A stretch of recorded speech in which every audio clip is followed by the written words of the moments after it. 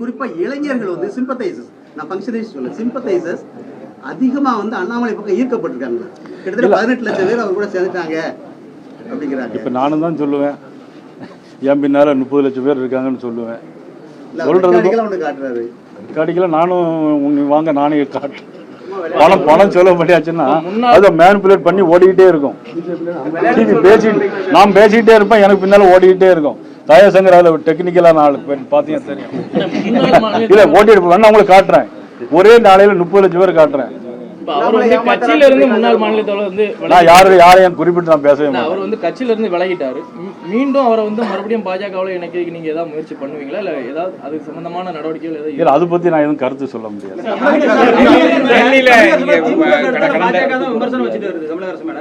அப்படி இருக்க வரக்கூடிய தொகுதி சட்டமன்ற இடைத்தேர்தலில் திமுகவும் பாஜகவும் கூட்டணி போட்டு போட்டியிடுமா வாய்ப்பு இருக்கு? தேர்தல் தேதி அறிவிச்சோன்னு அது குறித்து நான் உங்கள்கிட்ட சொல்றேன். இல்லை, டெல்லியில கடைசியா அமித்ஷா தலைமையில கூட்டம்லாம் குடிச்சு முக்கிய தலைவர்கள்லாம் கலந்துக்கிட்டீங்க. அதுல பேசின வார்த்தைகள் என்ன, தமிழக தோல்வி குறித்து என்ன ஆய்வு என்ன நடத்தணும், அதுக்கு அடுத்த கட்ட நடவடிக்கைகள் என்னவாக இருக்கும் உங்கள் நடவடிக்கை?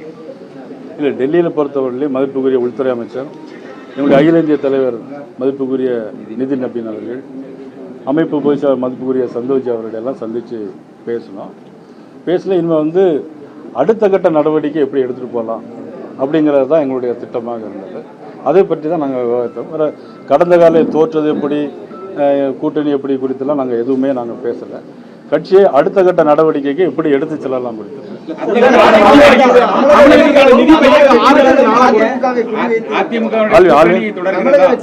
அதிமுகவை குறிவைத்து எல்லா எம்எல்ஏக்களையும் எடுத்துட்டு இருக்காங்களா, அந்த கட்சியை ஒரு டெமாலிஷ் பண்ணக்கூடிய ஒரு லெவலுக்கு கொண்டுட்டு போயிட்டு இருக்காங்க. இல்லை, அது ஒரு தவறான ஒரு செயல். அதாவது கட்சியில் உறுப்பினர் சேர்ப்பது என்பது வேறு. கட்சியினுடைய சட்டமன்ற ஒரு மக்களால் தேர்ந்தெடுக்கப்பட்ட சட்டமன்ற உறுப்பினர்களை கட்சியிலிருந்து இழுத்து அதற்கு இடைத்தேர்தல் வரவழைத்து அரசு பணத்தை செலவு பண்ணி அதில் யார் வெற்றி தோல்விங்கிறது வேறு விஷயம். இதெல்லாம் தேவையில்லாத முதிர்ச்சி இல்லாத அரசியல் முதிர்ச்சி இல்லாத ஒரு செயல்பாடு.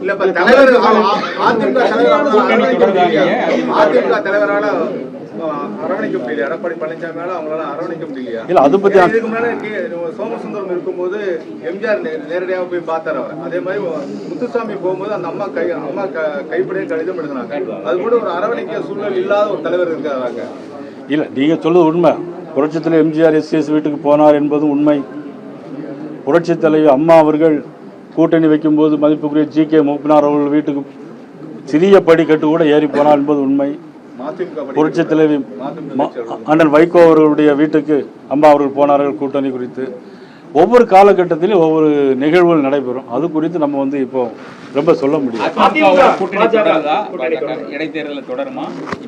அது தேர்தல் வரும்போது நம்ம பேசலாம். தமிழக எதிர்க்கட்சி தலைவரா உதயநிதி ஸ்டாலினோட செயல்பாடு எப்படி பாக்குறீங்க? அவருடைய செயல்பாடு எப்பொழுதுமே சரி கிடையாது. கூட்டணியில முதலமைச்சரா இருக்கும்போது, துணை முதலமைச்சரா இருக்கும்போது சரி கிடையாது, இப்போதும் சரி கிடையாது, எப்போதும் சரி இருக்காது. கூட்டணி தொடர்தான். தமிழகத்திற்கு அடுத்த மக்களுக்கு நன்மை செய்யக்கூடிய ஒரே கட்சி பாரதிய ஜனதா கட்சி. நன்றி. பிளே ஸ்டோர் மற்றும் ஆப் ஸ்டோரில் இருந்து பாலிமர் செயலியை QR கோடு மூலம் பதிவிறக்கம் செய்யுங்கள். செய்திகளை உடனுக்குடன் பெறுங்கள்.